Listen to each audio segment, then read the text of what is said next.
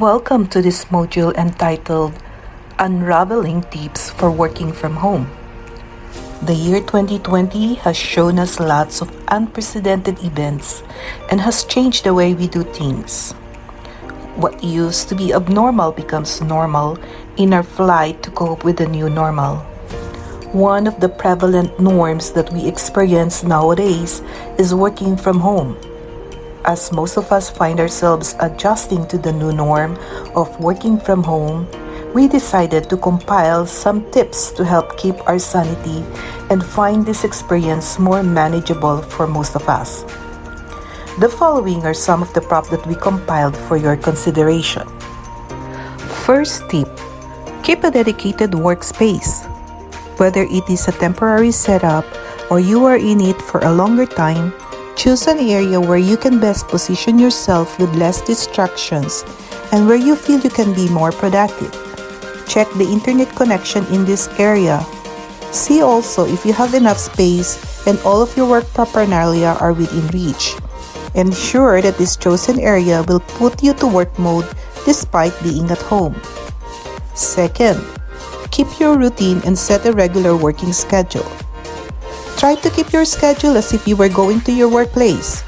This means getting up at a certain time, taking a shower, and preparing yourself to work. Having a set schedule similar to your daily routine when you still go to work allows you to achieve that work-life balance and will help you get started for the day. This also means less transition for you once your company asks you to report to a physical office once again. Third, ask for supplies from your company if possible. Do not hesitate to inform your company of what you need to successfully work from home.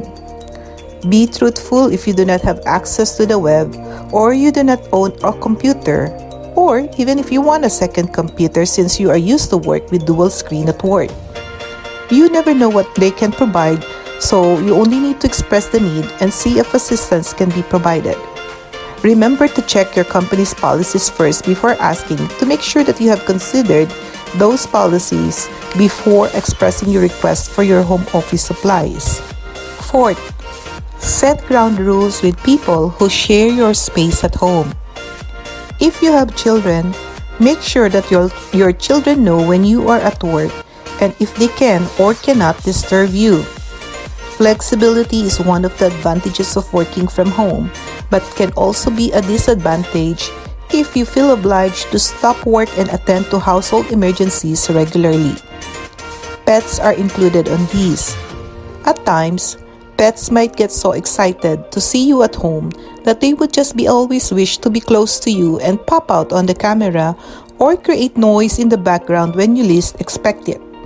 Have some family members assist you in enforcing these ground rules. After all, you are still working and are expected to deliver the same level of productivity while working in an unconventional setting like your home. 5. Designate a command post at home. Choose a central location at home where everyone can go to know all of your schedules for the day. This will be your command post. It can be a whiteboard on a wall with all of the house occupants' names on it with schedules for the day. If you are a parent, make sure to also have an area where children can simply go to get their snacks when hungry without having the need to disturb you. Use your creativity to make this corner a fun place to go and to get the participation of everyone in the house. 6th, schedule breaks. Follow your company's break time policy. Do not shortchange yourself with breaks. If you need an hour for a lunch break, use the entire hour to be away from the computer screen and the phone. Your body needs to take some fresh air and, if possible, go out of your house for natural light. Your body needs to move and get the natural light outside so as not to get burnt out.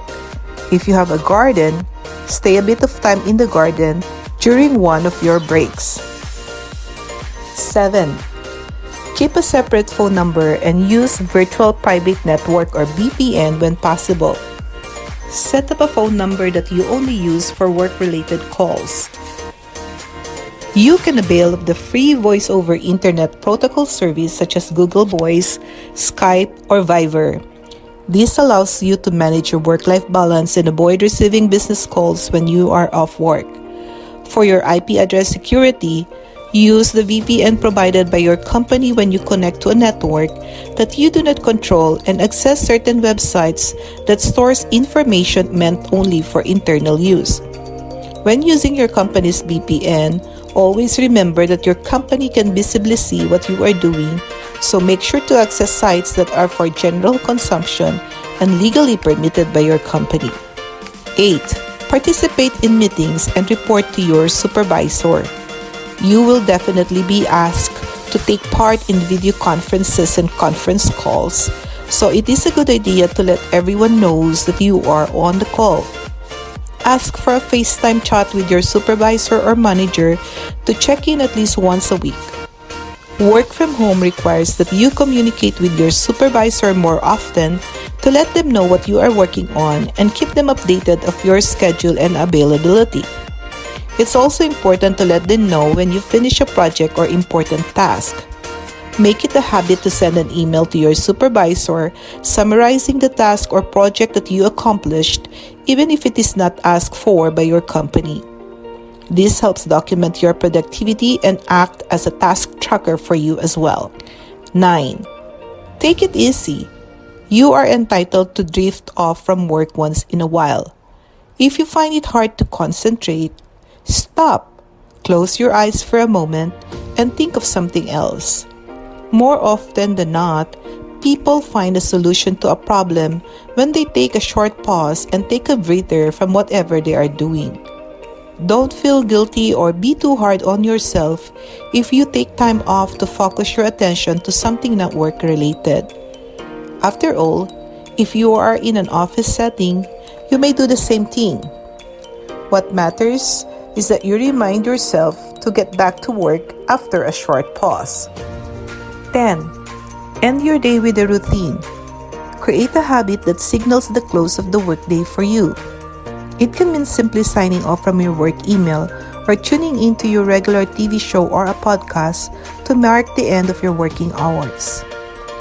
These are some of the tips that we feel can bring back your sanity and find pleasure in adjusting to this new norm of working from home. If you have any comment or reaction from any of the suggestions listed here, do not forget to write it down on the comments section. We'll be glad to hear and respond to your reaction.